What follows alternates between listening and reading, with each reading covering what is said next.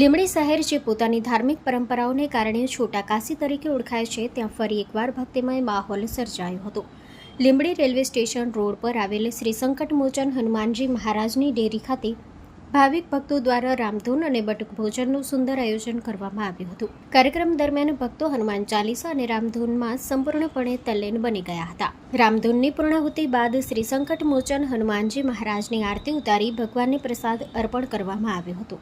આ પ્રસંગે મોટી સંખ્યામાં શ્રદ્ધાળુઓ ઉપસ્થિત રહ્યા હતા અને મહારાજના દિવ્ય દર્શન સાથે પ્રસાદ ગ્રહણ કરી ધન્યતા અનુભવી હતી. સ્ટોરી રિપોર્ટ બાય દિનેશ ગામવા સાથે વલ્લભભાઈ રાઠોડ, લીંબડી.